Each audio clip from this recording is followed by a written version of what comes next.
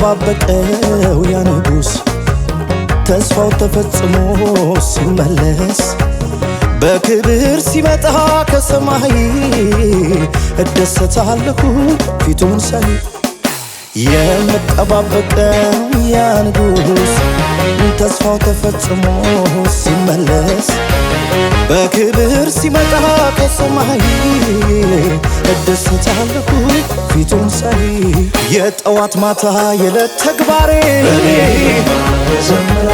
ምስጋና ሆኖ ውሎና ዳሬ የሚያበራውን የንጋት ኮከብ ገና መልካለው ነፍሴ እስክትጠግብ እኔማ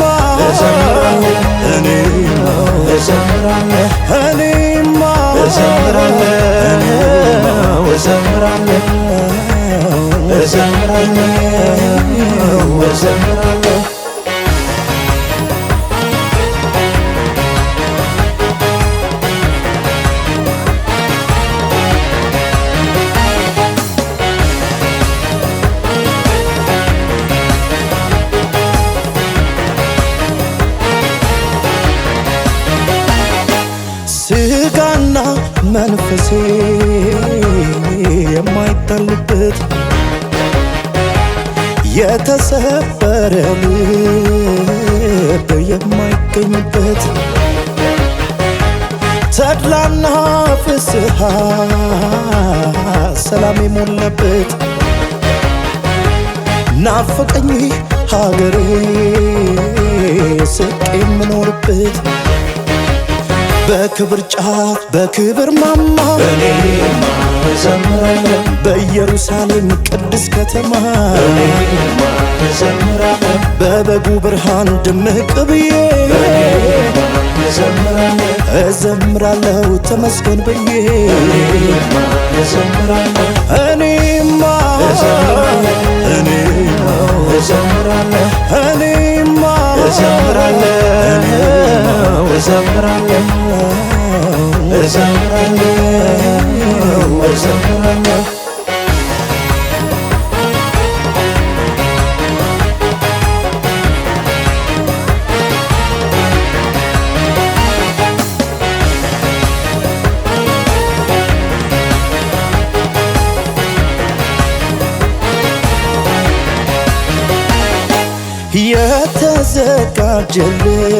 የተዘጋጀልኝ የሰማዩ ክብር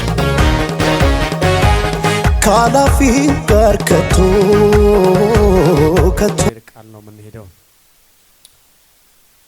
ስለነበረን አምልኮ ስለነበረን ጊታራት ፕሮግራም ሁሉ የአምላካችን የእግዚአብሔር ስም የተባረከ ይሁን። ሁላችሁንም በጌታ በኢየሱስ ስም ሰላም እላችኋለሁ። እግዚአብሔር ይመስገን ብሉ። ከጌታ እራት ጋር በተያያዘ አንድ ነገር መናገር ይፈልጋለሁና ሁላችሁም የጌታ እራት መውሰድ አለባችሁ። ዳነት ያልተማራችሁ ያልተጠመቃችሁ እሁድ 2 ሰዓት ጀምሮ እናስተምራለን። እንድትማሩ በጌታ ፍቅር እናሳስባችኋለን። ያልተጠመቃችሁ ጌታን ተቀበላችሁ ያልተማራችሁ እንድትማሩ፣ ሌሎቻችንም ደግሞ የጌታ እራት ለመውሰድ በናፍቆት እንድትመጡ ይሆን። ስለዚህ ይህን ካልኩኝ በኋላ ቀጥታ ወደ ከበረው ወደ እግዚአብሔር ቃል ነው የምንሄደው። መጽሐፍ ቅዱስ ያዘን የዮሐንስ ራእይ ምዕራፍ 2 እናወጣለን። ሁላችንም ዮሐንስ ራእይ ምዕራፍ 2 ነው የምናወጣው። ዛሬም የእግዚአብሔርን ቃል እንማራለን። ጌታ ይናገረናል። ከዛ በኋላ ከትምህርት በኋላ ደግሞ እጸልላችኋለሁ። የጌታን ቃል ሁላችሁም መጽሐፍ ቅዱስ ያለዛችሁ መጽሐፍ ቅዱስ ያዙ። እዚህ አካባቢው ካለ የምትፈልጉ ካላችሁ የራሳችሁ መጽሐፍ ከሌለ ሁላችሁ መጽሐፍ ቅዱስ በስልኮቻችሁ የምትጠቀሙ እንደዚሁም ደግሞ ሃርድ ኮፒ ልክ እንደዚሁም ያላችሁ ያዙና የእግዚአብሔር ቃል ደግሞ እንካፈላለን። ሁሉም ሰው ያዝና እንደዚህ እናነበዋለን። የጌታን ቃል እንደዚህ ይላል። ምዕራፍ 2:12 ጀምሮ ወደ በጴርጋሞን ላለው ቤተ ክርስቲያን ይላል ሲጀምር በጴርጋሞን ላለው ቤተ ክርስቲያን መልአክ እንዲህ ብለህ ጻፍ። በሁለት በኩል የተሳለ ስለታም ሰይፍ አለው እንዲህ ይላል፣ የሰይጣን ዙፋን ባለበት እንደምትኖር አውቃለሁ። ሆኖም ግን ስሜን አጥብቃ ይዘሃል። ሰይጣን በሚኖርበት በአንተ ዘንድ የተገደለው ታማኙ ምስክሬ አንቲጳስ በነበረበት ዘመን እንኳን በእኔ ያለን እምነት አልካድህምና። ቁጥር 14 ይሁን እንጂ የምነቅፍበት ጥቂት ነገር አለኝ። የእስራኤል ልጆች ለጣዖት የተሰዋ ምግብ እንዲበሉና እንዲሴስኑ በፊታቸው መሰናከያ ያስቀምጥ ዘንድ ባላቅን ያስተማረው የባላምን ትምህርት የሚከተሉ አንዳንድ ሰዎች በመካከል አሉ። የኒቆላውያንን ትምህርት የሚከተሉም ሰዎች ባንተ ዘንድ አሉ። ስለዚህ ንስሐ ግባ፣ አለዛ ቶሎ ይመጣብሃለሁ፣ በአፌም ሰይፍ እወጋቸዋለሁ። መንፈስ ለአብያተ ክርስቲያናት የምናገረውን ጆሮ ያለው ይስማ። ድል ለሚነሳው ከተሰወረ መና እሰጠዋለሁ፣ ደግሞም ከሚቀበለው ሰው በስተቀር ማንም የማያውቀውን አዲስ ስም የጻፈበትን ነጭ ድንጋይ እሰጠዋለሁ ይላል። አሜን። እንግዲህ እስቲ ጌታ እንድናገራቸው ጸሎት እናድርግ። አቤቱ አባታችን አምላካችን በመሃላችን በመሆን እንድታስተምረን ደግሞ እንለምንሃለን። ቃልህ ሕያው ነው፣ ሁለት አፍ ካለው ስለታም ሰይፍ ይልቅ የተሳለ ነውና ጌታ ሆይ በቃል አማካኝነት መወጋት ያለባቸውን እንድትወገው፣ መፍረስ ያለባቸው እንድታፈርሰው፣ መጠገን ያለባቸውን ደግሞ ጌታው እንድትጠግን ጸልያለሁ። ክፉ ሁሉ የተጠረገ ይሆን ቃልን በፍጹም ግልጽነት እንድናገር ዘንድ ያንተ መንፈስ እንዲያግዘን ጸልያለሁ። የቃል ፍቺ እንዲያበራልን ጌታ ሆይ የምንሰማውን የምናወራውን ጌታ ሆይ በማስተዋል እንድንቀበል ዘንድ እርዳን። ክፉ ሁሉ ይታሰር፣ የመናፍስ ጉልበት ሁሉ ከንቶ ይሆን፣ የጨለማ ኃይል ሽባ ይሆን። ስለ ሰማን ተባረክ በኢየሱስ ስም። የእግዚአብሔር ቃል ባለፈው ሳምንት እንደጀመርነው በዚህ ክፍል ላይ እንግዲህ የዮሐንስ ራእይ ምዕራፍ 1 ጀምሮ የዮሐንስን ራእይ ትምህርት ጀምረናል። በተለይ አርቡም ላይ እሁድም ላይ እያነሳን ነው ያለነውና እንግዲህ እንደዚህ የዮሐንስ ራእይ ስለ መጨረሻ ዘመን በጣም በደንብ አድርጎ እያንዳንዱን ግልጽ አድርጎ ከምናገረው ከመጽሐፍ ቅዱስ ክፍሎች የመጨረሻውና ዋናው ነው። ራእይ መጽሐፍ ሁሉ በራእይ ነው የተዘጋው። ከራእይ በኋላ የተጻፈ የለም።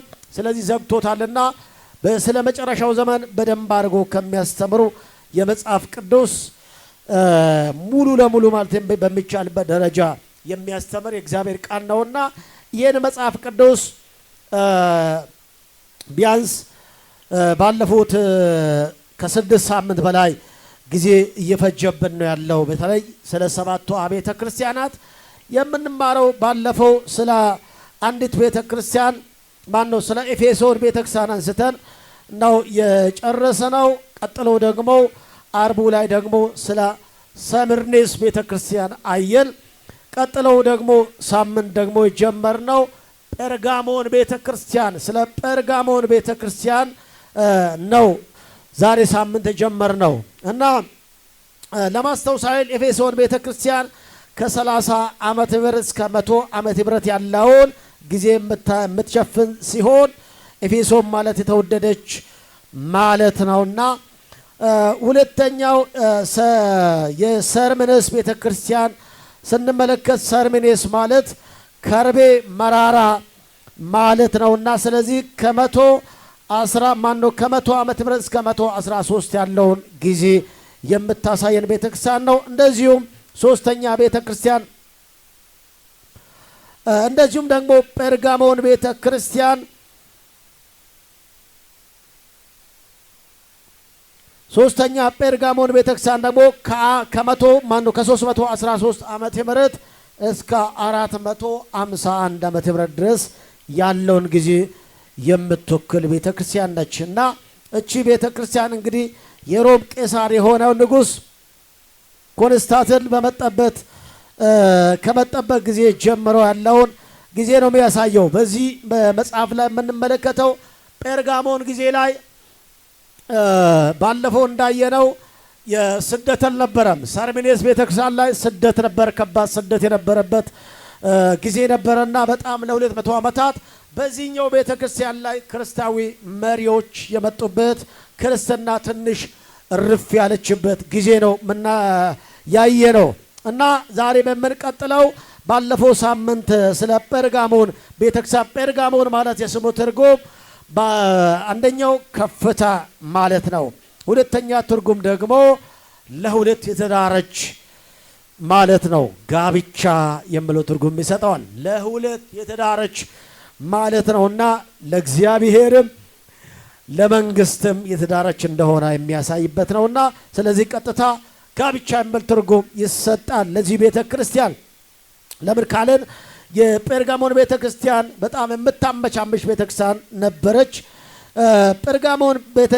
ጴርጋሞን ከተማ ከሰምርስ ከተማ በስተሰሜን 100 ሜትር ርቃ የምትገኝ ስትሆን በእስያ ማዕከላዊ ቦታ ላይ የምትገኝ ቦታ ነች። በውበቷ የምትታወቅ ስትሆን ከ20 ሺህ በላይ ሕዝብ ይኖርባት ነበር ብለንም አውርተነዋል። እናው የጴርጋሞን የባዕድ አምልኮ መናኸሪያም ነበረች። ጴርጋሞን የከተማቱ ስፋት 335 ከፍታ የተሰረች ነች። ባለጠጋ የፖለቲካ ዋናም ከተማ ወይም መዲናም ነበረች። የመጀመሪያ የቄሳር አምልኮም የተጀመረበት የነበረበት ከተማ ነበረች። በዓለም ላይ ካለው ቤተ መጻሕፍት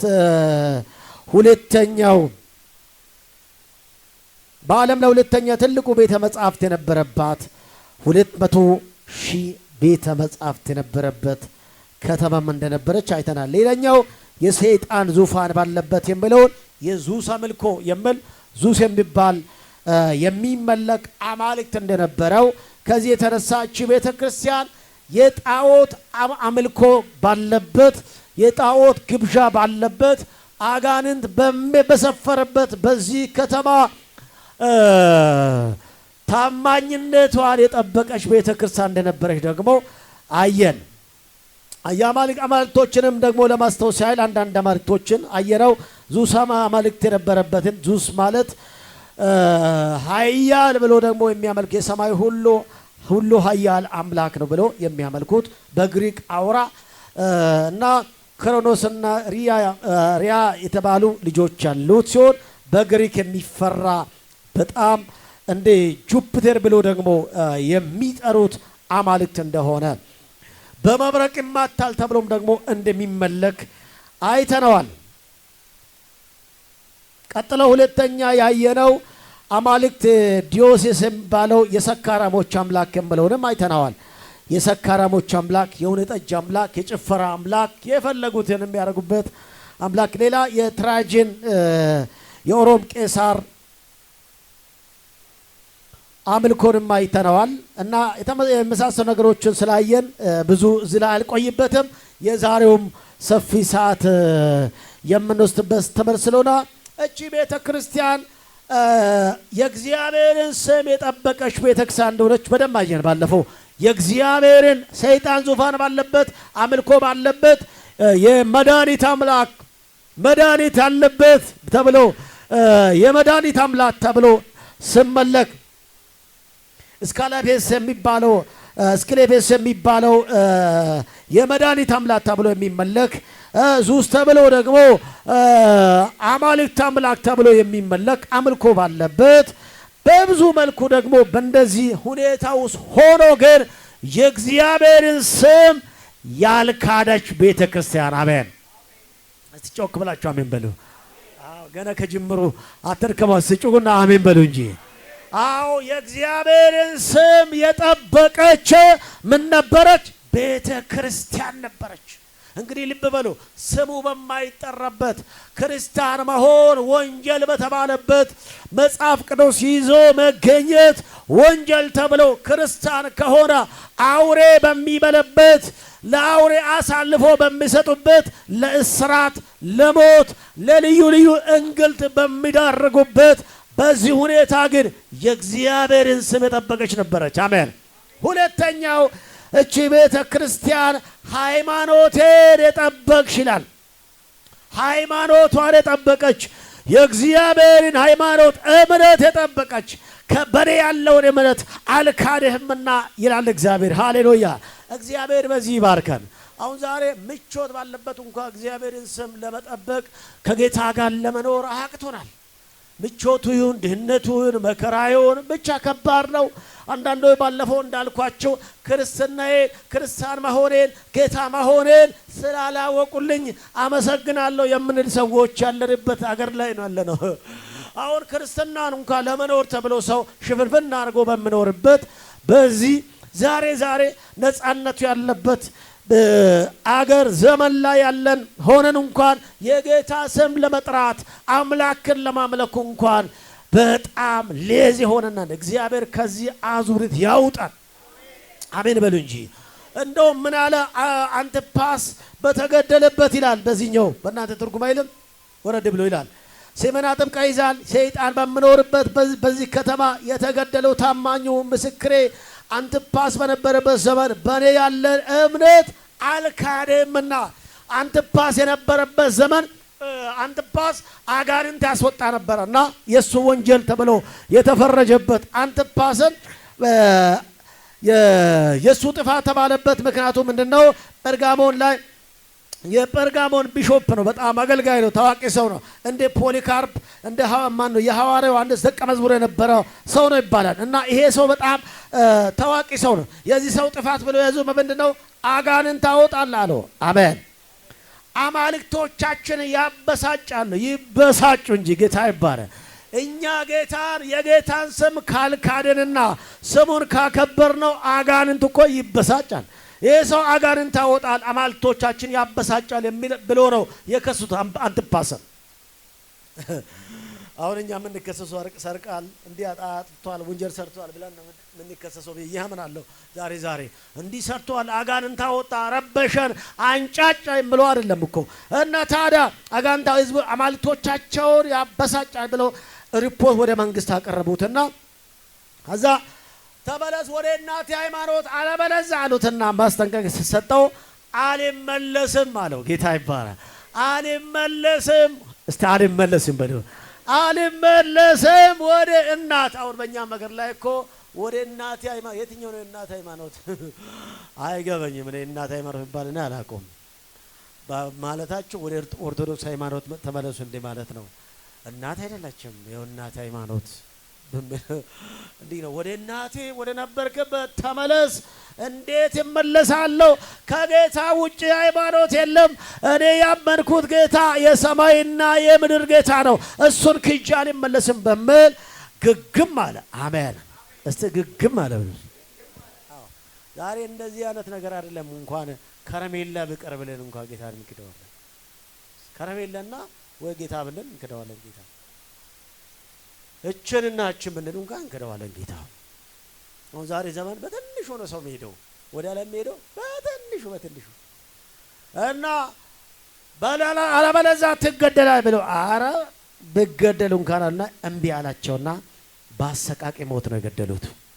ተሰዋ ሰማይ ሆነ እና ስለዚህ በዚህ ጊዜ እንኳን ሃይማኖትን ጠብቃልና ጀግና ነህ። አረ እስቲ ጀግና ናቸው። ጌታ የተባረከ እንዲያና ጀግንነት ይብዛባችሁ። እቺ ቤተክርስቲያን በዚህ የቆመችበት የጸነች የበረታች ቤተክርስቲያን ነች። በዚህ እግዚአብሔር አደነቃት። ዛሬ የምንመለከተው እቺን ቤተክርስቲያን ግን ተነቅፋለች። ጴርጋሞን ቤተክርስቲያን የተነቀፈችበትን ነገር ዛሬ ሁለት ነገሮችን አይተን ነው የምንጨርሰው። ጻፏት የምትጽፉ ሰዎች የጴርጋሞን ቤተክርስቲያን የተነቀፈችበት ምክንያት ጻፏት። ጴርጋሞን ቤተክርስቲያን ስሙን በመጠበቅ ሃይማኖቷን በመጠበቅ በጣም አንደኛ ነች። አዎ ልክ ነሽ፣ ትክክል ሰርታል። አንቲጳስ እንኳን በተገደለበት በሞተበት በጠፈበት ዘመን ላይ እና ሃይማኖትን ጠብቃል። ነገር ግን የሚል ነገር አለ። እቺ ዳሩ ግንና ነገር ግን አፍራሽ ናቸው። አሉታዊ ነው። ነገር ግን ጻፏት። አዎ የጴርጋሞን ቤተክርስቲያን ስሟን የጠበቀች ብትሆንም ታማኝ ብትሆንም ሃይማኖቷን የጠበቀ ብትሆንም የተነቀፈችበት ነገር ግን አለ።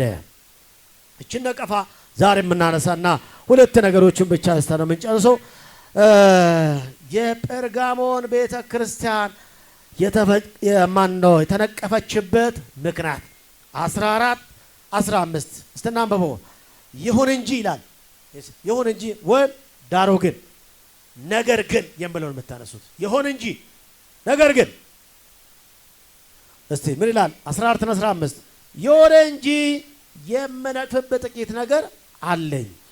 የእስራኤል ልጆች ለጣዖት የተሰዋ ምግብ እንዲበሉና እንዲሴስኑ በፊታቸው መሰናከያ ያስቀምጥ ዘንድ ባልያቅ ያስተማረውን የባላምን ትምህርት የሚከተለው አንዳንድ ሰዎች በመካከል ያለው 15 የመጀመሪያው በምንድን ነው የጴርጋሞን ቤተ ክርስቲያን የተነቀፈችበት ብለን ስንመለከት የባላም ትምህርት በመካከላቸው አለ። ጻፏት።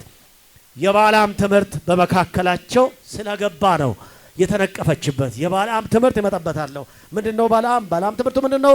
እንመልስበታለን። እና እቺ ቤተ ክርስቲያን የተነቀፈችበት ዋነኛው ምክንያት የባላም ትምህርት በመካከላቸው ምን ሆኗል? ገብቷል። ምንድነው የባላም ትምህርት? ከመጽሐፍ ቅዱስ ጋር እንሂድ። ኢየሱስ ያድናል። ባላም ትምህርት ምንድነው? ምን አስተማራ? ምን ሰራ ብለን ስንመለከት የባላም ትምህርት ምንድነው ብለን ለመጠየቅ ወደ መጽሐፍ ቅዱስ ወደ ብሉይ ኪዳን ልውሰዳችሁ። ዘኍልቍ ምዕራፍ 22 እስከ 25 ጻፏት የምትጽፉ ሰዎች። ዘኍልቍ ምዕራፍ ከ22 እስከ 25 ያለውን ስትመለከቱ ታገኙታላችሁ። የሱ ትምህርት ምንድነው ብለን ስንመለከት ዘኍልቍ ምዕራፍ ከ22 እስከ 25 ያለውን ስንመለከት ትምህርቱን እናገኘዋለን። እስከ አዲስ ኪዳን ድረስ የዘለቀው የባላም ትምህርት ምንድነው? ከ22 እስከ 25 ያለውን እኔ 25 ያለውን ነው የሚያነበው፣ ግን ታሪኩ ከ22 ይጀምራል። ከ22 ዝም ብዬ ላንብብላችሁና ሊቀጥል። ባላምም ባላቅን አስጠራ ብሎ ይጀምራል። ከዚህ በኋላ እስራኤላውያን ወደ ሞዓብ ሜዳ ተጉዞ ከዮርዳኖስ ወንዝ አጠገብ ከኢያሪኮ ማዶ ሰፈሩ። በዚህ ጊዜ የሴፈር ልጅ ባላቅ እስራኤል በአሞራውያን ላይ ያደረገውን አየ። ሞዓብም በሕዝቡ ብዛት የተነሳ ተሸበረ። በእርግጥ ሞዓብ በእስራኤላውያን ምክንያት በፍርሃት ተውጦ ነበር። ሞዓባውያንም የሚዲያም ሽማግሌዎች ዛሬ የመስክ በሬ በእናንተ ትርጉም የለመለመውን ሳር እንደሚያጭድ እንደሚጠርግ እንደሚበላ በሬ ይላል። ጠራርጎ እንደሚበላ ሁሉ ዛሬ ሰራዊት በዙሪያችን ያለውን ሁሉ ጠራርጎ የሚያጠፋ ነው አሏቸው ይላል። ለእስራኤል ልጆች ወደ ከናን እየተጓዙ ያለ በሞዓብ ሜዳ ሰፈሩ። ስለዚህ ሰፈር የሞዓብ ንጉሥ ባላቅ የሚባለው እስቲ ባላቅ በሉ። አዎ የሞዓብ ንጉሥ ባላቅ ምን አረጋ? አየና ደነገጠ። ጎን ያለ ሰው ገፋ አርግና እንዴት ነው አንተ አካባቢ ያለሁት? በይ ደህና ነሽ ወይ በለዋት። በሰላም መጣሽ ወይ በለዋት። አዎ አንዳንዶችን ስላየው ነው። እስቲ ነቃ ብለሽ ስም እግዚአብሔር ቃል በለዋት። ጌታን ቃል ነቃ በል። የሚያስተኛ መንፈስ ካለ ወጋው። ጎን ያለ ገፋ አርግና ንቂ በለዋት። አንቺም ንቂ። ጎን ያለ ሰው አንቺም ንቂ በለዋት። ሳይ ኢየሱስ ያድናል። አጅሬ ነው። አጅሬ የእግዚአብሔር ቃል እንድንነገር አይፈልግም፣ እንድንማርም አይፈልግም፣ ሰው እንድማርም አይፈልግም፣ የጌታ ቃል እንድማር አይፈልግም። ለዚህ ነው አማኑኤል አሞጽ እንደዚህ ያለው፣ ሰው የእግዚአብሔር ቃል በሚሰማበት እንቅልፍ እንለቅባቸዋል። አንዱ ምን እንቅልፍ፣ ዱካክ፣ ድንዛዜ እንለቅባቸዋለን አለ። ቀጥሎ ደግሞ ጣሪያ እንዲቆጥሩ እናረጋቸዋለን አለ። ምን ተባልክ? ምንም። ለዚህ ነው አጋንንት የእግዚአብሔር ቃል ስለሚጠላ ይሄን ነው የሚያረገውና ልጆች እንድንጫጩ እናረጋለን። እንቅልፍ ዱካክ እንለቅባቸዋለን። ከዚህ የተነሳ የእግዚአብሔር ቃል እንዳይገባቸው እናረጋለን። ዛሬ ግን ወገው መንፈስ ጎን ያደረገ ፋርግና ወገው በልስት አዎ መንፈሱ ነው። እና ታዲያ የኛው ባላቅ ማን ነው? ለይሄን ለማስረገም አንድ አንድ ነቢይ አለ አለው። ባላም የተባለው ሰው አለና እሱን ነቢይ ይጠራ፣ ገንዘብ ይሰጠው እና ምን ይሄድ ሽማግሌዎች ይጠራና ይሄንን ራጋሚ ሰው ይዛችሁልኝ ኑ አላቸው። እና ልክ ይዞት ሊያመጡ ሲሄዱ እግዚአብሔር ለባላም ተገለጠለትና ይሄን የተባረከውን ሕዝብ ልትረግማቸው ልታጠፋቸው እንዳትል ብሎ እግዚአብሔር ከለከለው። እና እዚህ ጋር ከለከለው በላ እግዚአብሔር የጌታን ሕዝብ ሰይጣን እንድራገመው፣ ደጋሚ እንድራገመው፣ ሟርተኛ እንድራገመው አይፈቅድለትም። እስቲ አይፈቅድም ለነው። አዎ እግዚአብሔር ሟርተኛ የሟርቱን ስራ በእናንተ ላይ እንዲሰራ እግዚአብሔር አይፈቅድም። እርግማንን ይሰብራል። እስቲ አሜን በል እንጂ። በእናንተ ላይ እርግማን አይሰራም፣ ሟርት አይሰራም፣ ትግምት አይሰራም፣ ወራዊ አይሰራም፣ ቀናዊ አይሰራም፣ አመታዊ አይሰራም። አመቱን ጠብቆ ቀኑን ጠብቆ የሚያሟርትባቸው እሱ አይሰራም። ጩና አይሰራም በላ። አዎ እስቲ እኔ አሁን ብዙን ጊዜ ያው ሰው ግንቦት ይፈራል። ግንቦት በጣም ይፈራል። ማይፈራ የለም ሰው በቃናን ፍርሃት ነው። አንደኛ ግንቦት ከዚህ ቀደም የተለመዱ ነገሮች አሉ። ያም ጦርነት አለ፣ ራብ አለ ተብሎ ይታሰባል። አጋንንት አመታዊ ድግስ የሚደግስበት ነው ይባላል። እግዚአብሔር ግን ገልብጦታል። ወር ሁሉ የእግዚአብሔር ነው። አመት ሁሉ የእግዚአብሔር ነው። ቀን ሁሉ የእግዚአብሔር ነው። ሳምንት ሁሉ የእግዚአብሔር ነው። ኢየሱስ የሰንበትም ጌታ ነው፣ የሰኞም ጌታ ነው። ሃሌሉያ! እስቲ ኢየሱስ ጌታ ነው በል። ጩና ኢየሱስ ጌታ ነው በልች። ኢየሱስ የሰንበት ጌታ ነው በለ። ኢየሱስ የወሩ ጌታ ነው በለ። የግንቦትም ጌታ ነው በለ። አዎ ለዚህ ነው የኛ አባት ግንቦትንም ሰኔንም አይፈራም። ሰኔውም ላይ ግንቦቱም ላይ ሐምሌም ላይ ያለውን ይወጋዋል። ቀኝ እጅን ብድግ አድርገና ወጋ በል እስቲ። ቀኑ አመቱ ተባርኳል፣ ወሩ ተባርኮልሃል። ጎን ያርሶ ጨበጥ አድርገና ወሩ ተባርኮልሃል ብሎ በዚህ ወር ላይ የጌታን ክብር ታያለህ በለው። ብዙ ነገሮች ይፈታል በለው። ብዙ ነገር ትመገባለህ በለው። ወሩ ላይ እግዚአብሔር ይመግብሃል በለው። ሃሌሉያ! ድርቅን ሁሉ የሚያስወግድ የናዝሬቱ ጌታ አለ። አረ ትንቢት ያውቃል አለ ኢየሱስ። አረ ኢየሱስ ይባረክ። ታዲያ የኛ አባት ምን አረገው? ከለከለው። እስቲ ከለከለው በለው። አው አታረገውም አለ እግዚአብሔር። አትርገማቸውም፣ አታጠፋቸውም፣ አትገላቸውም፣ አታበላሻቸውም። ይሄ ትውልድ የተባረከ ትውልድ ነው። ይሄ ትውልድ የኔ ትውልድ ነው። ይሄ ትውልድ የራሴ ሕዝብ ነው። እየመራለ ሕዝብ ነው። ሕዝብን አትነካትም አለው። እስቲ አይነከኝም በለው። ታዲያ ይሄኛው ረጋሚ 3 ጊዜ ያህል ለመራገም ሁላ ሞከረው፣ እግዚአብሔር ገለበጠው። የሚገርመው በጣም የሚገርመው ያኛው ተበሳጨ። ጠሪው አስጠንቋዩ ኢየሱስ ይባላል። አስረጋሚው አሜን አሜን። ዘንድሮ እንደዚህ ይሆናል። ጠላቶቻችሁ እየተበሳጩ ይኖራሉ። ባንቺ ላይ የተሰራ ስራ ሁሉ አይሰራም። ሟርት አይሰራም፣ ድግምት አይሰራም፣ ቆሪጥ አይሰራም፣ መፍዙዝ አይሰራም፣ ሚያፈዝ አይሰራም። የኔ አባት ገልብጦታልና ይበሳጫል እንጂ አያገኛትም። አዎ በእናንተ ላይ የተሰራው ስራ ሲፈርስ ያ በእናንተ ላይ ያሰራባችሁ እኮ ይበሳጫል። ለአንድ ሰው መነገር አንተ ላይ የተሰራብህ ስለፈረሰ ብለው ያው እኮ ይበሳጫል በለው። አይሆንም ብሏል በለው እግዚአብሔር በለው። ይበሳጭ እንጂ እርር ድብን ቅጥል ይበል እንጂ የኛ አባት ሁሉ ጊዜ ከማፍረስ ወደ ኋላ አይደለም። እነሱ 9 ሰዓት ይሰራሉ። የኔ አባት ቀን ላይ ቀትር ላይ መጥቶ ያፈርሳል። እነሱ 8ና 7 ሰዓት ላይ አያ እየጋለቡ ጅብ እየጠሩ ውሻ እየቀለቡ ሰሩታል። የኔ አባት ግን ቀን ላይ ያፈርሰዋል። በተለያየ መንገድ አጋንንት የሚሰራባቸው መንገዶች አሉ። ግን እግዚአብሔር ግን ይሰራዋል፣ ያፈርሰዋል። ማታ የተሰራው ቀን ላይ ያፈርሰዋል። የአባት ቀን ላይ ነው የሚያፈርሰው። ጦናስ ፈረሰ በል እንጂ ድግም ፈረሰ በል፣ ቧር ፈረሰ በል፣ አስማት ፈረሰ በል፣ አዳልሞት ፈረሰ በል፣ ሀረ ጠቋር ፈረሰ በለ ስሜን የያዘው ፈረሰ በለ። ስማችን ፎቶአችንም እሳት ሆነባቸዋል። እሳት አድርጌያለሁ፣ እሳት አድርጌያለሁ። ፎቶዎቻችን ባሉበት እሳት አድርጌያለሁ። የኛ ነገር በገባበት እንኳን ያንጫጫቸዋል። ሃሌሉያ።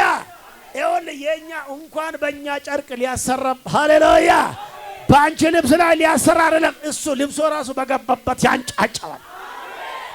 ጨርቁን እሳት አድርጌያለሁ። ኧረ እሳት ሆኗል በኢየሱስ ሃሌሉያ። እስቲ እሳት ሆኗል በለው። የጌታ መንፈስ እየመረኝ እኮ ነው። ኧረ እሳት ሆኗል።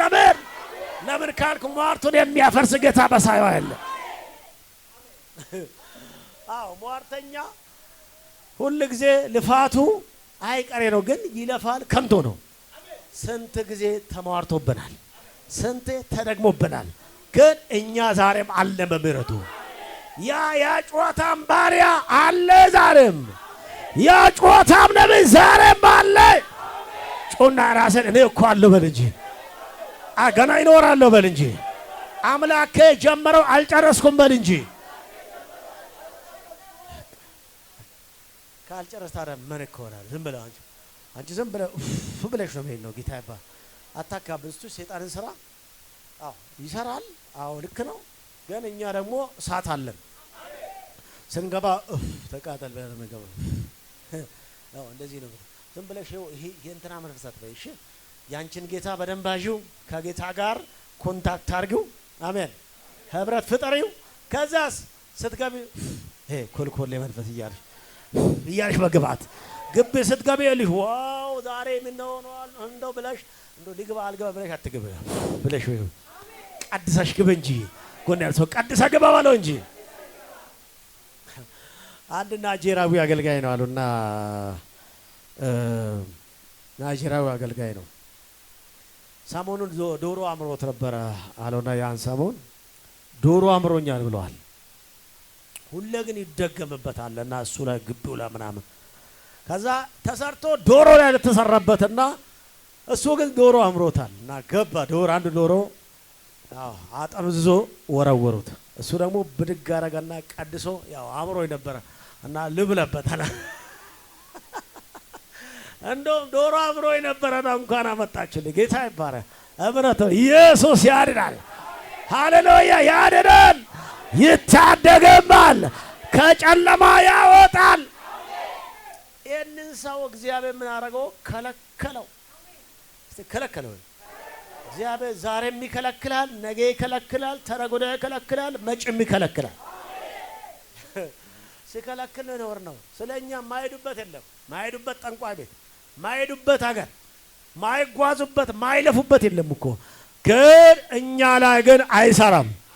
የሰይጣን ዙፋን እውላችሁ ምን ላድርገው አለ ሰውየው። በቃ ምን ላድርግ?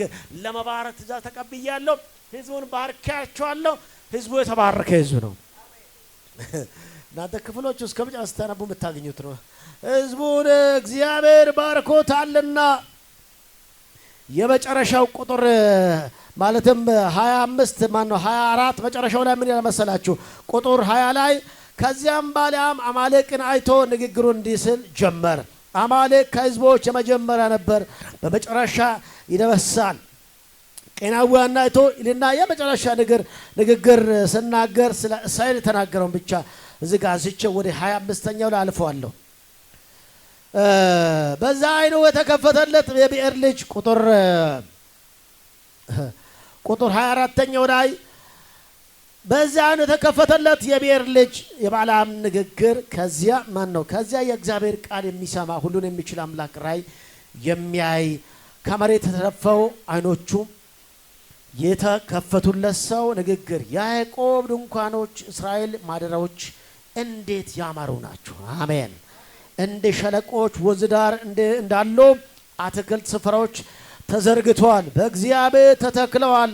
ማነው ተተከሉ? ሬቶች በውሃም አጠገብ እንዳሉ ዝግቦች ናቸው። ከማድጋቸው ውሃ ይፈሳል፣ ዘራቸውም የተትረፈረፈ ውሃ ያገኛል። ከንጉሳቸው አጋግ ይልቃል፣ መንግስታቸውም ከፍ ይላል። ኢየሱስ ይባረክ። እግዚአብሔር ከግብፅ አወጣቸው፣ ብርታታቸውና ጎሽ ብርታት ነውና። ጠላቶች የሆኑት የሆናቸውን ሕዝብ ያነክታሉ፣ አጥንቶቻቸውን ያደቃሉ፣ ፍለጾቻቸውን ይወጓቸዋል። እንደ አንበሳ አድፍጧቸዋል። ሃሌሉያ!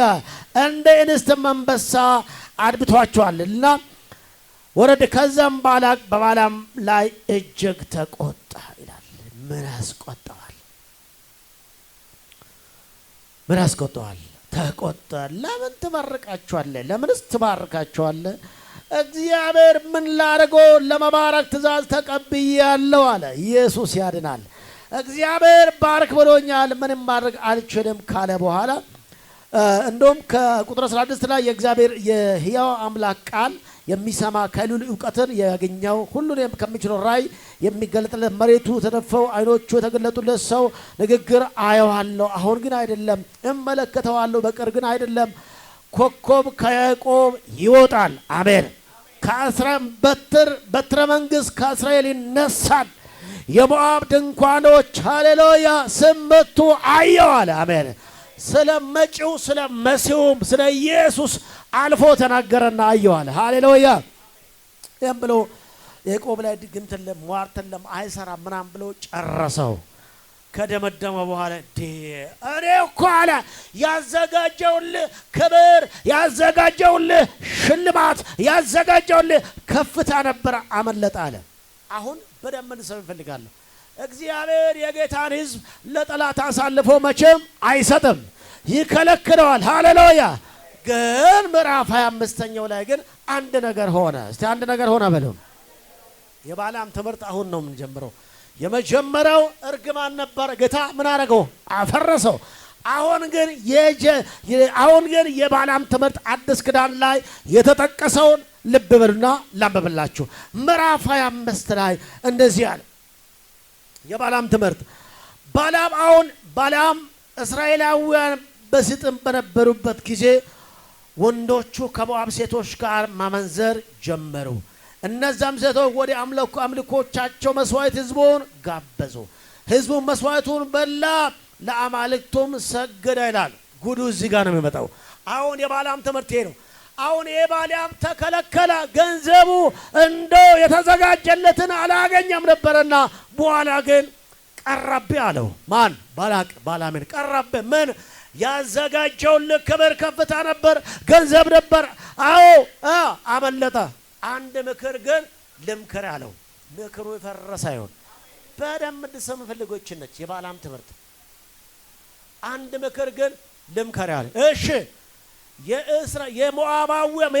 የሞዓብን ሴቶች ቆንጆ ቆንጆ ልብስ አልብሳቸውና የእስራኤልን ወንዶች የሚያማልሏቸውን ልብሶች አልብሷቸውና ሙዝ በፌስታል አይነት ልብስ አልብሷቸው።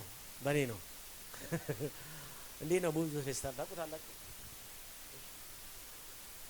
እንቡጥ ዳቦ በፌስታል ስትይዙ እንዴት ነው? ገዝታችሁ አታውቁም?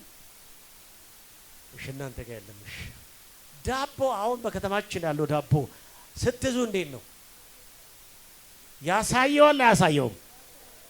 በደንብ እንድሰው ፈልጋለሁ። ሙዝ በፌስታል አይነት ልብስ ሚያማላች ቆንጆ ቆንጆ ድራግሎች ሴቶችን ምረጣቸው አለ። ነያላ ቆንጆቹን ምረጣቸውና የምታረጓቸው ነገር አደርጋለሁ አለ። አዎ እንዴት? በል ምረጣቸው። እሺ ቆንጆ ቆንጆ። ምክንያቱም እስራኤላውያን በበረሃ ተጓዙ ናቸው። ውበት ብዙ ማለትም ውበት ቢኖራቸውም ግን ጸጉር ለመሰራ ጊዜ የላቸውም። ጥሩ ልብስ መልበስ አልቻሉም። የበረሃ ተጓዝ ናቸው። ተስፋ ቃል አልደረሱም። በረሃ ላይ ናቸው ያሉትና እነዚህ ወንዶችን የሚያማሏቸውን ልብሶች ለብሳቸው አሁን ወደ ድንኳኑ እነሱ በድንኳኑ እየሰፈሩ ሲኖሩ ነበረው እየተጓዙ ሲኖሩ። ዛሬ በዚህ መንገድ እነግርሃለሁ። አንተ የእግዚአብሔር ባሪያ ተጓዥ ነህ። እግዚአብሔር ወዳያለ ልደርስ እየሄድክ ነው ያለው። እየሄድክ ባለበት ጠላት በብዙ ይፈልጋል። አንተ ግን እምቢ በል። አሜን። ሲጮና እምቢ በል። በደንብ አሁን ልክ በማግስቱ በጧቱ ሌላ ጊዜ እነሱ የለመዱት በየጧቱ መና ነበር የሚመጣላቸው። ስሙ በደንብ አድርጋችሁ መና ነው የሚመጣላቸው።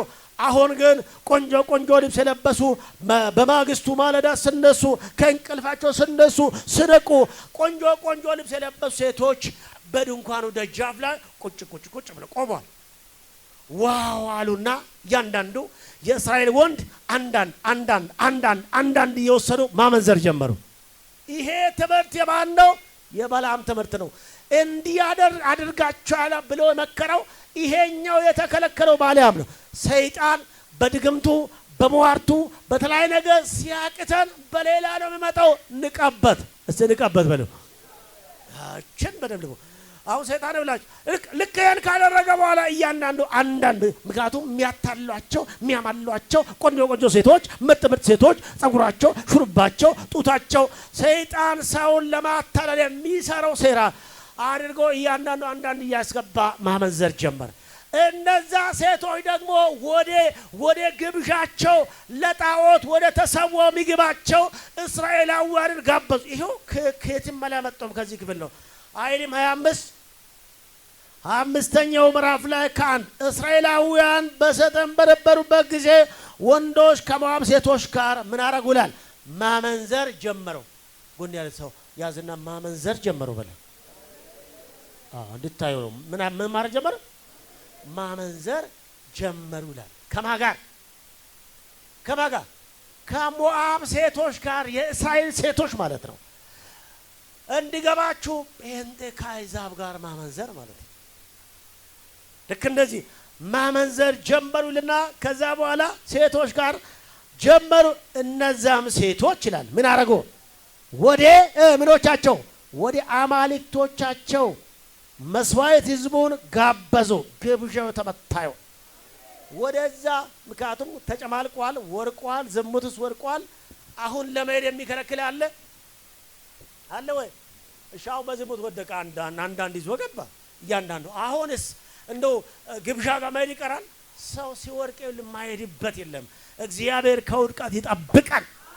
ጩና ማን እንጂ አሁን ስንወርቅ እኮ ነው ከአሕዛብ ጋር ሰው በክርስትና ሲወርቅ ከአሕዛብ ጋር ያመነዝራል። የአሕዛብ ምግብ ይበላል፣ ለጣዖት ይሰዋ። ብቻ ምግብ ይሁን። ለምን ይሆናል ምግብ? ወዳጄ ከአጋንንት ጋር ከጥልቅ ጋር ህብረት ያለውን እንዴት ትበላዋለህ? እንዴት ይበላል? ጎን ያለው ሰው አይበለም በለው። ህርም ነው። ጌታ ይባርክሽ። ህርም ነው። አይበለም። እንዴት ይበላልና ታዲያ አሁን ህዝቡ በልቶ ማብላት ጀመሩ። መጠጣት፣ መዝናናት፣ መናቀራ። ጌታ ይባረክ እግዚአብሔር። አሕዛብን አስነሳልን። ቆንጆ ሴቶች ሰጠን። ምን ችግር አለው ስባል የበለዓም ትምህርት ይሄ ነው። ይሄኛው በብሉይ ኪዳን ላይ ነው አንተ የምታወራው ሊል ይችላል ሰው። አዲስ ኪዳን ላይ እኮ የበለዓም ትምህርት አለ። እሱን እነቅፋለሁ ያለው እግዚአብሔር። ጎን ያለው በምንድን ነው እግዚአብሔር አንተን የምነቅፍ በሉት። አንተ ራስን ቼክ አድርጉ በሉት። በጣም አንዳንዶቹ እኮ በመጠጥ ልንነቀፍ እንችላለን። አንዳንዱ በዝሙት፣ አንዳንዱ በተለያየ ምክንያት። እግዚአብሔር የበለዓም ትምህርት እቺ ነች። ሰርጎ ገብ መርዝ የረጨበት የተመታዩ ይመታል። ዛሬ ዘመን የበለዓም ትምህርት አለ ወይ የለም? ኧረ ነፍረው ግድ የለም ያለው እናገር በግድ የለም ያለው ትምህርት ነው። አሁን ይሄን አሰገረው። አሁን ቀጠለና ምን አለው? ህዝቡ እንዳለ በላ፣ ተመቸው፣ ተደሰተ ህዝቡ። የሚገርመው ግን በጣም የሚገርመው ግን አንድ እስራኤላዊ በዚህ ውስጥ ፍናስ የተባለው ጀግና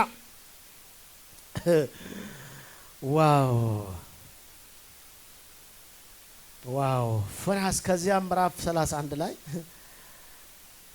31ም ላይ ይሄን ታገኙታላችሁ። ከዛ 16ም ላይ የበለዓም ትምህርት ታገኙታላችሁ። አሁን በዚህኛው ላይ የሚገርመው አንድ ወጣት አንድ ጀግና እንዲህ አይነትን ሰው ጌታ ያስነሳልን።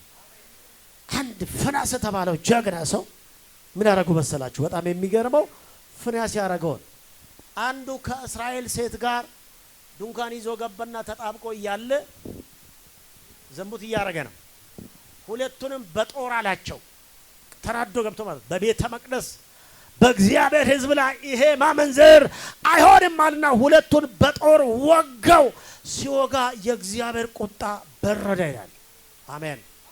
እንዲህ አነሳው ያርገህ። አንዳንዱ እኮ ለእግዚአብሔር ቤት፣ አንዳንዱ እኮ ለኃጢአት የሚቆጣ አይደለም እኮ። አንዳንዱ ምን ችግር አለው ነው። ምን ችግር አለ? መርዝ አለው እንጂ እንዴት ነው የማይቆጣው? እግዚአብሔር የሚቆጣው ልንቆጣ፣ እግዚአብሔር የሚጠላው ልንጠላ ያስፈልጋል። ጌታ ይገሰጸው። አሜን። ጌታ ይገሰጸው። በል መቆጣት ይገባ። ወጣት ልትነቃ ያስፈልጋል። ልትቆጣ እንዲህ ሲሆን ምን ችግር አለው? ስንቱን ጣለው፣ ስንቱን በላው። ስንት ዘማሪ ተበላ፣ ስንት አገልጋይ ተበላ፣ ስንት ኮር ተበላ፣ ስንት ወንጌላዊ ተበላ፣ ስንት ነቢይ ተበላ። የባላም ትምህርት ግደለም ብላ ደስ ያለ አድርግ የተባለ ይሄ ነው። ልጆችም ትልቅም ትንሽም የባላም ትምህርት ደስ ያለ አድርገው ችግር የለውምና የሚያማልል ብዙ ነገር ሞልቷል በከተማችን። አገልጋይ ክርስቲያንን፣ ዘማሪ፣ ሰባክ ትልቁን ትንሹን የሚያታልል በየቦታ አለ። እሱ የባላም ትምህርት ነው። የወደቀ አይሆን። ፍራስ አይነት ወጣት ያርጋችሁ። ወጣቱ ሰሜን በሉ እንጂ ፍራስ ለኃጢአቱ ማን ነው ተናደደ፣ ተበሳጨ። እንዴት አለና ሁለቱን በጦር በእርግጠኛ በጦር አንልም። ተቆጠር ከእግዚአብሔር ቤት ከቅድስና ሕይወታችን ከወጣቱ ከሴቱ ከወንዱ ልናስወግደው ያስፈልጋል። ቁጣው ባይበርድ ብላችሁ እንዲህ ባያደርግ ይሄ ተመሰከረለት። ባያደርግ ስንት ሰው እንደ ሞታ ታውቃላችሁ? በእናንተ ትርጉም አይልም 25ኛ ላይ ወረድ ብሎ አይናገርም። እሺ ምን አለ ይላል? አንድ እስራኤላዊ እነርሱ እያዩት አንዲት ሚዲያማዊያን ሴት ይዞ ወደ ቤተሰቡ መጣ። የካህኑ የአሮን ልጅ አልዓዛር ልጅ ፊንሐስ ይህን ባየ ጊዜ ማህበሩን ትቶ ጦሩን በእጁ በመያዝ 8 ላይ እስራኤላዊውን ተከትለው ወደ ድንኳን ገባ። ጦሩም ወርውሮ እስራኤላዊውንና ያችን ሞዓባዊ ሴቱን አጣምሮ ወጋቸው። ኃጢአት ከውስጣችን ከቤታችን ከልባችን ይወጋ። እነሱ እያዩት ነው ብለው ድብቅ ኃጢአት ስንቱ ላይ አለ። ዝሙት፣ ድብቅ ርኩሰት ስንቱ አለ። ስንቱ ይዞ የሚገባ አለ። ማታ ይዞ የሚገባ ቀን ይዞ የሚገባ ስንት አለ። እያዩት እኮ ድንኳን ይዞ የገባው ይሄ ሰው ከዛ ነው ተናደው እንዴት ይደረጋል? እስራኤል እንደሆነ ተጨማልቋል ወድቋልና አለና በጦር ከዛ ተረሳ። የእግዚአብሔር ቁጣ በረደ። አሜን። ኃጢአትን ልትቆጣ፣ ኃጢአትን ልትኮንን፣ ኃጢአትን ልትገስጽ ይገባል። ኃጢአትን ርማት ልክ አንለውም። የጸጋ ዘመን ነው፣ ግን ኃጢአትን ጸጋው አያጸድቅም። አሜን ነው ወይ? እግዚአብሔር ይሄን መንፈስ ይምታው። እስቲ ይምታ በል እንጂ። አዎ ከዛስ ስንት ሺህ እንዳለቀ ታውቃላችሁ? ወረድ ብሎ እና በዚህ አሁን ከደረስንበት ምን ይላል? 24,000 ህዝብ ነው ያለቀው። እስራኤል ከማይገባው ህዝብ ጋር ሲያመነዝር አልተፈቀደም። በእርግጥ ከተቀደሰው ከእስራኤልም ጋር ቢሆን ማመንዘር አልተፈቀደም። ግን ያለፈው ነገር ያደረጉ ምንድነው? ከአይዛብ ጋር ለዛም ግብዣቸው ላይ ተገኝቶ ማመንዘር። እንደው አሁን ዛሬ የተቸገረበት አንዱ ብዙ ወጣቶች ከአይዛብ ጋር አሁን ሊያገቡ ሲፈልጉ ምን እንደምል ታውቃላችሁ? ሊያገቡ ሊበሏት የወደዷትን ምንድን ነው የሚባለው? አሞራ ምን ይሏታል? ምን ይሏታል? አረ ካልመለሳችሁ ማለት ነው። ሊበሏት የወደዷትን ምን አሞራ ቆቅ ይሏታል፣ ወይም ዶሮ ይሏታል። እንዲበሉ እንዳሻሽለ ነው። አሞራ ግን የሚበላ አይደለም። ግን ሊበሏት የወደዷትን አሞራ ቆቅ ነች። የተመታኝ ጎን ያዘው ገፋ አድርግና የተመታን በልስ አሞራ ነው በልስ፣ ቆቅ ነው በልስ፣ ዶሮ ነው በል እንጂ እስራኤላዊ ነው በል እንጂ። በጌታ በኢየሱስም እንዲህ አይነት ትምህርትና እንደ አሰራር እየተመታየው ከአሕዛብ ጋር ርኩሰት፣ ክፋት፣ አመፅ። አዎ ለዚህ ነው ይወደዋል። ይሄ እኮ በጌታ ነው ወንድማ ሲያምር ይቀራታል። ሁሌ እንደምናገረው ከአሕዛብ ጋር ከአሕዛብ ጋር ምን ይመስላል? ህይወትሽን የሚያበላሽ እየመጣ የሚያስቸግርሽ ከሆነ ወግድ አድርግሽ። በቃ ነብር አልፈልግም፣ አልቀበለውም። ውጊው የተወጋ ይሆን እግዚአብሔር የማይከብርበት ይወጋ። ይሄ ነው ባሪያም ትምህርት። ወንዱን ሴቱን ትልቁን ትንሹን አገልጋዩን ተገልጋዩን የእግዚአብሔር ባሪያ የሚፈታተን። ስለዚህ የምነቅፍብ ነገር አለ። ምንድነው እሱ? የባላም ትምህርት። የባላም ትምህርት ነው የማመንዘር ትምህርት። የባላም ትምህርት ነው ጣዖት የማምለክና የመብላት። ለጣዖት የተሰዋ ምግብ አይበላም።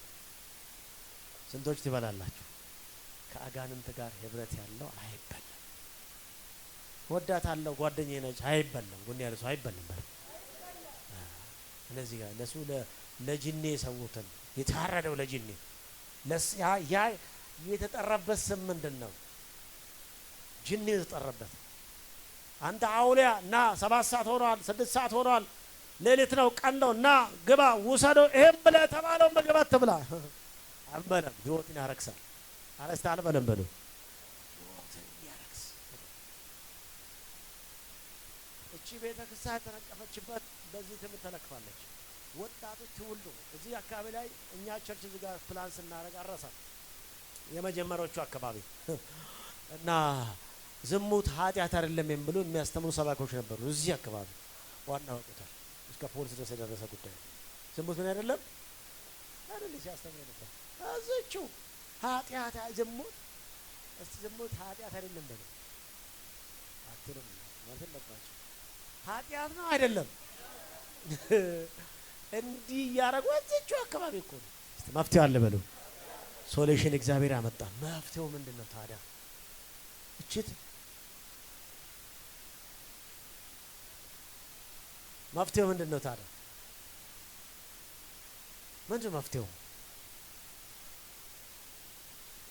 መፍትሄው ምንድነው ብለን ስንመለከት ስለዚህ ንስሐ ግባ ይላል። አሜን። ደስ አይልም? ንስሐ የጌታ እኮ ሊገል አይደለም የምናገር ሊያጠፋ አይደለም የምናገር ንስሐ ምኖር ግባ በሉ። ደስ አይልም? መፍትሄ ያለው ጌታ አለን። ሃሌሉያ። ንስሐ ግባ ተመለስ የሚል ጌታ ነው ያለን። እግዚአብሔር እኮ እንደ አጋንንት እኮ አይደለም። እሱ መፍትሄ ያለው ጌታ። ይሄ ያለ እነቅፍብሃለሁ፣ በዚህ እነቅፋለሁ፣ ነገር ግን ንስሐ ግባ። ንስሐ በሉ እስቲ። ደስ አይልም? እግዚአብሔር እኮ ንስሐ ግባ ሲል ንስሐ አትግባ እገድልሃለሁ ብል መግደል እኮ ይችላል፣ ግን አባታችን ስለሚወደን ንስሐ ግባ። ስለ ንስሐ እናውራ። ስለ ንስሐ እናውራና ንስሐ ምንድነው? ምንድነው ንስሐ? ንስሐ ምንድነው? ንስሐ ምንድነው ከማለታችን በፊት ኃጢአት ምንድነው ብለን ነው። ኃጢአት ምንድነው የምለው እናውራ። ኃጢአት ምንድነው? በግሪኩ ሃማርቲያ ይባላል። እስቲ ሃማርቲያ ማለት በግሪኩ ሃማርቲያ ምን ማለት ነው? በእንግሊዝኛ ሚሲንግ ፖይንት ሚሲንግ ማርክ የሚለው ያስቀምጠዋል። ቀጥታ ስለምትረጉምልን ነው። በግሪኩ ሃማርቲያ እንግሊዘኛው ምን ይላል? ሚሲንግ ፖይንት ሚሲንግ ማርክ ይለዋል። ምን ማለት ነው? አማርኛ አላማ መሳት ነው ይለዋል። ኃጢአት ምን ማሆን ነው? አላማ መሳት ነው። እስቲ አላማ መሳት ነው በሉ። ያንተ አላማ ማመንዘር እኮ አይደለም፣ ከአሕዛብ ጋር አይደለም። ያንተ እኮ አንተ ቅድስና ነው፣ እግዚአብሔር ማክበር ነው፣ ከጌታ ጋር ነው የምትመኖር አለብህ። አሁን ግን አላማ ስታል። ያንተ አላማ ስለሳትከ አቅጣጫን ቀይር ነው የምለው። ሃሌሉያ። በጣም የሚገርመው ይኸውልህ የሚሰራ እኮ ነገር አለ። አላማ አቅጣጫውን መሳት ነው ስታልና። ንስሐ ምን ማለት ነው ታዲያ? ንስሐ ማለት ወደ አላማ መመለስ ነው። ስተሃል ወደ ሳትክበት ምን መሆን? መመለስ። ኤፌሶን ቤተክርስቲያን ከየነው ባለፈው የቀደመውን ፍቅር ረስተሃልና ስለዚህ የቀደመውን አድርግ። ንስሐ ከድርጊት ጋር ነው። ንስሐ እዚህ አልቅሶ 7 ሶፍ ጨርሶ ንስሐ አይደለም። ድርግ እላይ የሳትንበትን ነገር ምን ማድረግ አንድ ሴት ጌታ ብናገር ዝሙት ውስጥ አለሽ ብልሽ ጌታ እውነት ነው ስቻለሁ እውነት ነው ወድቅ ያለው እውነት ነው ስጋ ሳስተውኝ የሆነ ወንዳታለውኝ ብለሽ አድቅሰሽ እዚህ መቅራት አይደለም አሁን መሆን መመለስ ነው ያን በቃ ያን ያለ ማድረግ መወሰን አላማ የሳትክበት ነገር አስተካክል ነው አሁን ሰው ዛሬ ከንፈር መጥቶ ይላል የተመታኝ መንፈስ ከንፈር መጣችሁ ለጌታ አይፈልግም መመለስ ዞር ጉራራ ይድክ ከሆነ እግዚአብሔር ለምሳሌ ኃጢአት ወደ ጉራራ እየወሰደ ከሆነ አንቆርጫ መሄድ ነው አሜን ነው ቦሌ እየመራ ከሆነ ኃጢአት ወደ ቦሌ እየወሰደ ከሆነ ወደ ፈረንሳይ መዞር እኛ ስላለን ይሄ ነው ንሳ ማለት አቅጣጫ ሳንቶ አሁን እግዚአብሔር ነው ይወልድ ተመታኝ ሸንጋይ መንፈስ አጭበርባሪ ጎን ያለው ሰው ሸንጋይ አትበሉ እውነተኛ ንስሐ ግባ በለው ሽንገላ አሁን እኮ ዛሬ እንደ በሽንገላ ተሞላው እኮ ነው አንዳና ሴት አለሽ ሁለታችሁ ጣላችሁ ታረቆላችኋል ጌታ በቃ ስለ ጌታ ብዬት ይቻለሁ ከዚህ በኋላ ግን እሷን አላያትም ይላል ይሄ ንስሐ ነው አራ መልስ እንጂ ሰው መልሽ እንጂ ሴትየው ምን ነው እንደው ጌታ ስለተናገረኝ ትቻለሁ ጌታ ከተናገረ ታይ እንጂ ቀይሩ እንጂ አቅጣጫችሁን የምትቀይሩበት መንፈስ ጌታ ያፍሰሰባችሁ አራ ንስሐ አቅጣጫ መቀየር እኮ የሳትክበትን ነገር ማረግ ነው ሰታን እያለካለ እንደው እምቢ ብትል ምን አረጋዋለሁ አለ መነሻው ላይ መጨረሻውም ላይ የደመደመው አለ ሰይፍ አለ አላለም በአፉ ሁለቱ የተሳለ ሰይፍ አለ በዚህ ሰይፍ ምን አረጋለሁ እወጋለሁ ይላል እግዚአብሔር ከውጋት ጠብቀ እግዚአብሔር ይወጋል ይገላል እንደው አይገለም አይወጋም መንግስቱም ካይገለለም አይወጋል እንዴ ያለው ያመፀው እኮ ሹት አረጋዋል አይደል እርምጃ እንዴ አመፀ እምቢ ተመለስ ይላል የመክረዋል እምቢ ካልከው እላው በቃ በእርምጃ ይወሰድበት ለምን አልተመለሰም ብላል እግዚአብሔር ከውጋት ጠብቀ እግዚአብሔር ስለታም ሰይፍ አለው ኢየሱስ መጀመሪያም ላይ ለዚህ ቤተክርስቲያን ተገለጸው በሁለቱ በኩል በተሳለው ሰይፍ ነውና በዚህ ሰይፍ ምን አረጋለሁ እወጋለሁ አይልም ገበሎ እንደዚህ ይላል እወጋለሁ በአፌም ሰይፍ እወጋቸዋለሁ ይላል ኃጢአት ውስጥ ካላችሁ ካልተመለሰን በዛ ከቀጠላችሁ እርሙስ ካለን ከዛ ከቀጠላችሁ አልመለስ ካል ምን አረጋዋል እግዚአብሔር ይወጋዋል እንጨርስ እግዚአብሔር ከዛ ይጠብቀን ትክክለኛ ንስሐ እንድንገባ ዘንድ ይታዳል ያ ትዝላችኋል ሉቃስ ወንጌል 15 ላይ ያ ከአባቱ ቤት ርስት ተካፍሎ የወጣው ያ ባሪያ ያ ልጅ ያ ኃጢአተኛ በንስሐ መጣ ወአባቴ ይሻለኛል ልመለስ ወደ ቀድሞ ቤቴ ይሻለኛል ቤቱ ብሎ ሲመጣ ጌታ ምን አረጋው ተቀበለው የራሱ አረጋው መሰውየው ባለቤቱ ይሄ እኮ ስለ ኃጢአተኛ ነው የሚያስተው ምሳሌ ነው ከዛ በኋላ ሁለት ነገሮችን ተናግሮ ጨርሳል ስለዚህ ንስሐ ግባ ቶሎ ይመጣ አለዛ በሰው ይወጋል መንፈስ ለአብያተ ክርስቲያናት የምናገረው ጆሮ ያለው ይስማ ይላል ይስማ ጆሮ አለ ስማ ጆሮ ያለው ክርስቲያን ይስማ አማኝ ይስማ እግዚአብሔር እኮ እውነተኛ ዳኛ ነው እግዚአብሔር ሳይወጋ ትምህርቱን ይወጋል እነዚህን ትምህርት የሚያራምደው ይወጋል ይህን ትምህርት አስገብቶ ቤተክርስቲያኗን የሚያምሰውን እግዚአብሔር ይወጋል እግዚአብሔር ከውጋት ጠብቀን ስንጨርስ ምን ይላል ይስማ ካለባ ድል ለነሳው ከተሰወረ መና እሰጣለሁ ደግሞም ከሚቀበለው ስም በስተቀር ማንም የማያውቀውን አዲስ ስም የተጻፈበት ነጭ ድንጋይ እሰጠዋለሁ ይላል ሃሌሉያ ሁለቱ ተስፋ ለዚህ ቤተ ክርስቲያን የተሰወረ መና እሰጣለሁ ይላል ኃጢአትን ካሸነፋችሁ ዓለምን ካሸነፋችሁ ዝሙትን ካሸነፋችሁ የዚህ ዓለም ነገር አሸነፋችሁ ለምትጠጡ ለእናንተ ሁለት ነገር መና እሰጠዋለሁ እስቲ መና አለ በርስት ጌታችን ምንድነው ይመና ብላችሁ ምናልባት ሁለቱ ነገር ነው ነጭ ድንጋይና መና አንዱ ነጭ ድንጋይ መና ምንድነው እውነተኛ ህይወት እንጀራ እኔ ነኝ እኔ እሰጠዋለሁ አሜን የተሰወረ መና እሱ ራሱ ራሴን እገልጥለታለሁ። ትናንትና ከሚያቀኝ በላይ እንዲያውቅ እኔ እገለጥለታለሁ። ከኔ ጋር ለዘላለም ይኖራል። አሜን። እስቲ አሜን በል እንጂ። አሁን ወደ ጸሎት ስለምንገባችን ይዘን ሃሌሉያ። ወዴት? የተሰወረ መና ይሰጣለሁ። ሃሌሉያ። እንዳይጠማ አደርገዋለሁ። እሱን እኔ አበረታዋለሁ። ከእሱ ጋር እኔ ይሆናለሁ። ማንም ያላየውን እኔ እሰጠዋለሁ። ዛሬም በቅድስና ድል ለነሳው ከጌታ ጋር ለምኖር ኃጢአትንም ቢለምል እነዚህን እርኩሳትን ላስወገደው ጌታ ራሱን ይገልጥለታል። ክብሩን ይገልጥለታል። መንፈሱን ይገልጥለታል። በድላን ሰው ሃሌሉያ ያሻግረዋል፣ ያበረታዋል፣ ኃይል ይሰጠዋል። ራሴን ይሰጠዋለሁ።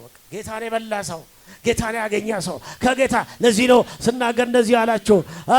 እኔን የበላ ማለቱ ነው ጌታችን ኢየሱስ ስጋዬን የበላ የሚል ስለ ጌታ ራት አለ የምናገር ዮሐንስ ወንጌል ምዕራፍ 6 ላይ ወገኖቻችን በየቦታው በየመድረኩ የምሰበከው የምታዩት ስጋውን የበላ የጌታ ራት የበላ ብሎ ነው የሚያስተምሩት። አይደለም ጌታችን የተናገረው እኔን የበላ አይራበም።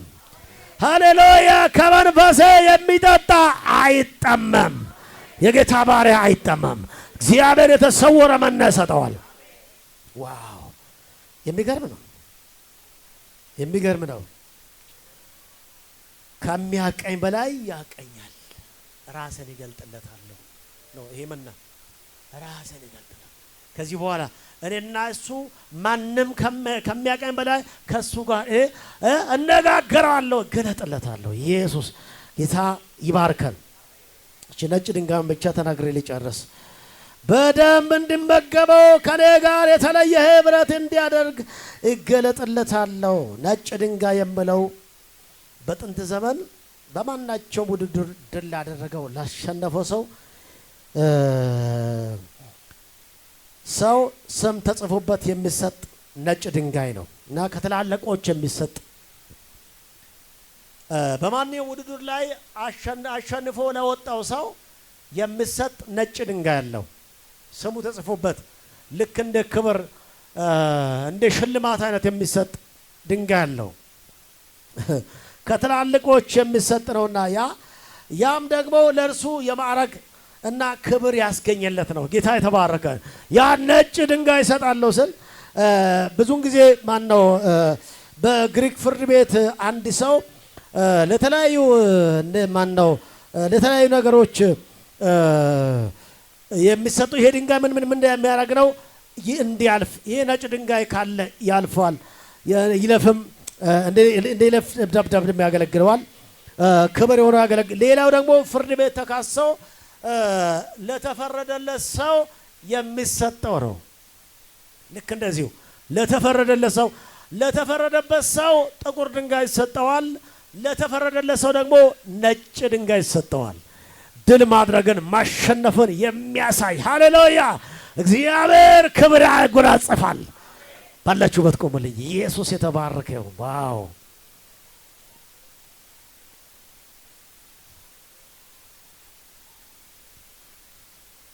ላሸነፈው ሰው የሚሰጥ የክብር ህይወት ይሰጣል። አሜን፣ አሜን፣ አሜን። ከጌታ ጋር የምትኖርበት ህይወት ይሰጣል። ብርታት ይሰጣል። ኃይል ይሰጣል። ጌታን እንድታቆ ያደርጋል። እንድናስተውስ እፈልጋለሁኝ። ወደ ህይወታችን ምን ላይ ነው ጌታ በምንድን ነው የሚነቅፈን? እኛ ጋር እንምጣ። በዚህ ቤተ ክርስቲያን ውስጥ ጴርጋሞን ቤተ ክርስቲያን ውስጥ እግዚአብሔር የነቀፈው ሁለቱ ነገሮች የባላም ትምህርት፣ እርኩሰት፣ ዝሙት የምንለማመድበትን ነው ያስወገደው። አሁን እኛ ቤት ላይ ምንድን ነው ያለው? እስቲ ቼክ አድርጉ። ጌታ በዚህ ቼክ አድርጉ። ሞቴን ታማኝ ነህ፣ አገልጋይ ነህ፣ ዘማሪ ነህ፣ ኮር መሪ ነህ፣ ኮር አገልጋይ ነህ፣ ሰባኪ ነህ፣ የእግዚአብሔር ስራ ትሰራለህ፣ ዲያቆን ነህ፣ አስራት ከፋይ ነህ፣ ቸርች አትቀርም። ከን እየመጣን እየኖረን ስሙን ጠብቀን 20 ዓመት እኔ ወደ 30 ዓመት የተጠጋው ነው አገልግሎት ከጀመርኩኝና 30 ዓመት በጌታ ቤት ቆይቻለሁ። 20 ዓመት ቆይታል፣ 15 ዓመት ቆይታል፣ 50 ዓመት ቆይታል። በዚህ ሁኔታ አንተ ውስጥ ግን ከጌታ ጋር ግን በብርታ በድካም ቀጥላል። እግዚአብሔር ግን የምነቅፍብህ ነገር ግን ምን ይሁን? አይኖቻችሁን ጨፍሩና ጌታ የተባረከ። አይኖቻችሁን ጨፍሩና ጌታ ሆይ መትነቅፍብኝ ነገር ምንድን ነው? በቤቴ ላይ ያ ነቀፌታ ምንድነው? ከኔ ላይ አንሳልኝ አስወግድልኝ ብለን ደግሞ እንጸልያለን። ምንድነው ጌታ ሆይ የተነቀፍኩበት ነገር ምን ነው? ነገር ግን የተባልኩበት አንተ ግን ጥሩ ነህ፣ አገልግሎት ጥሩ ነው። ጌታ መቼም የደከማችሁበትን ይውላችሁ አፕሪሼት ያደርጋል፣ ራይት ያደርጋል። ነገር ግን አንድ የሚያደርገው ነገር አለ። ግን የሳትንበትን ነገር ሁሉ ደግሞ ጌታ ደግሞ ምን ያደርጋል? ይወቅሰዋል። በጌታ በኢየሱስ ስም ሕይወታችን ላይ ያለው የትኛውም እግዚአብሔር የሚነቅፍበት ነገር ይመታ። ንስሐ ግባ ይላል። ንስሐ ግቢ። ዝሙት ውስጥ ያላችሁ ካላችሁ እኔ አላቅም፣ ትምህርቱን ያስተማርኩት መንፈስ ቅዱስ እንደመራኝ ኃጢአት ያላችሁ ሌብነቱ፣ ስርቆት፣ መጠጥ ውስጥ እግዚአብሔር በማይከርበት ነገር ውስጥ ያላችሁ እግዚአብሔር የበደላችሁ ጌታን ያሳዘናችሁ በብዙ ጌታ እየነቀፈባችሁ ያለው ነገር ካለ ዛሬ በኢየሱስ ስም ነፃ መውጣት ይሆን። እስቲ ነፃ መውጣት ይሆን በሉ። እስቲ በኢየሱስ ስም ነፃ መውጣት ይሆን። እግዚአብሔር በበረከቱ ይባርካቸው። ሃሌሉያ። ነጭ ድንጋይ ሰጣዋለሁ፣ ክብር አጎናጽፋለሁ፣ ኃይል ይሰጣለሁ፣ መና ይሰጣለሁ፣ አበረታለሁ። ይሄ መና ያበረታል፣ ይሄ መና ያቆማል። ይሄን መና የበላ ሰው ምን አይሆንም? አይራብም። ይሄንን የሕይወት ውሃ የጠጣ ሰው ምን አይሆንም? አይጣማም። ቀኝ እጃችሁን ከፍ አድርጉና ከኔ ጋር ጌታ ሆይ በሉ። አንድ ላይ ሁላችሁ ከፍ አድርጉ ድምጻችሁ። ጌታ ሆይ በሉ፣ ጌታ ሆይ በሉ፣ ጌታ ሆይ በሉ። አሁንም ጨምርና ጌታ ሆይ በሉ። የነቀፍክብኝን ነገር በጌታ በኢየሱስ ስም ከዛሬ ጀምረው ከሕይወቴ ላይ አስወግድልኝ። እግዚአብሔር ሆይ ከነነቀፌታ ተመላልሻለሁ። አንተን በድያለሁ፣ ስምህን በድያለሁ፣ ክብርህን በድያለሁ። በኢየሱስ ስም ከዛሬ ጀምሮ ከዛ ነቀፌታ መውጣት ይፈልጋለሁ፣ መለየት ይፈልጋለሁ። በጌታ በኢየሱስ ስም ይቅር በለኝ። ከሕይወቴ ላይ አንተ ማትከብረውን ነገር አስወግዳለሁ። ምሕረትህን አርግልኝ። ንስሐ ይገባለሁ፣ እውነተኛ ንስሐ ይገባለሁ። አቅጣጫን ቀይራለሁ፣ ያን መንገድ እተዋለሁ፣ እውነተኛ ሕይወት እከተላለሁ፣ ካንተ ጋር እኖራለሁ። አጨብጩ ለዚህ ጌታ። ሃሌሉያ! ለጌታ እንደገና ክብር ሰጠው። መና እሰጣለሁ፣ አበላሃለሁ፣ አበረታለሁ ያለው ጌታ ኃጢአትን እምቢ ያለው ሰው ይከብራል። እግዚአብሔር ዮሴፍን እንዳከበረው፣ እንደረዳው፣ እንደሾመው ይሾማል። ሎራ ባዳጋሳ እስቲ ይሾማል በሉ፣ እስቲ ያከብራል በሉ። በጌታ በኢየሱስ ስም በሕይወታችሁ ላይ ጥንካሬን የበላ ይበላ፣ ኃጢአቱ የከተተ ይበላ። የትኛም የበልዓም መንፈስ ይመታ፣ አታላይ ይወጋ። ቀኝ እጃችሁን ከፍ አድርጉና ይወጋ በሉ። ሃሌሉያ! አሁን በመንፈስ ነውና ጌታ እናመስግን። ሃሌ ትምህርቱን ተማርን። አዎ ጌታ አስተማረን። ትምህርቱን መተግበር የምንችልበትን ጸጋ ያብዛልን። ግን ጌታ እናመስግነው። ሃሌ ያስተማርከን ጌታ ተባረክ በሉ። አጭር ደቂቃ ሃሌሉያ! ስሜ ተባረከ። ዝም ብላችሁ አመስግነው። ወራዳዳዳዳ ስሜ ተባረከ። አጭር ደቂቃ ስለሚጸልይ እግዚአብሔር መንፈስ በመሃላችን ስላለ ሃሌሉያ! አጭር ደቂቃ ስለሚጸልይላችሁ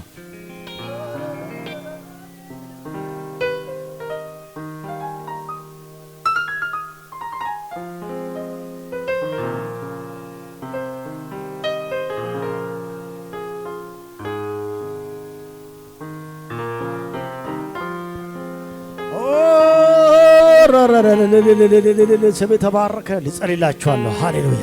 እስቲ እያመሰገናችሁ ጌታ ወደ ሕይወታችሁ መጥቷል። መና ሊሰጣችሁ መጥቷል። የከበረውን ሃሌሉያ! የተሰወረ መና ሕይወትን የሚያበረታ በረከት የሚሰጥ ሰላም የሚሰጥ እረፍት የሚሰጥ ታሪክን የሚቀይር አዲስ ነገር የሚያደርግ አንዳንድ ሰዎች ያሳየኛል። ይሄ ሁሉ ስብከት ተሰብኮ ልባቸው ያልተነካ አሁንም በድንዳኔ ውስጥና በልምድ ውስጥ ያሉ ሰዎች አይቻለሁ በመንፈስ። እናንተ ሰዎች ንስሐ ግቡና ተመለሱ። በቃ አሁንም በዛ ውስጥ ያላችሁ ሰዎች እግዚአብሔር አምላክ ከዛ መንገድ ይመልሳችሁ። ሃሌሉያ!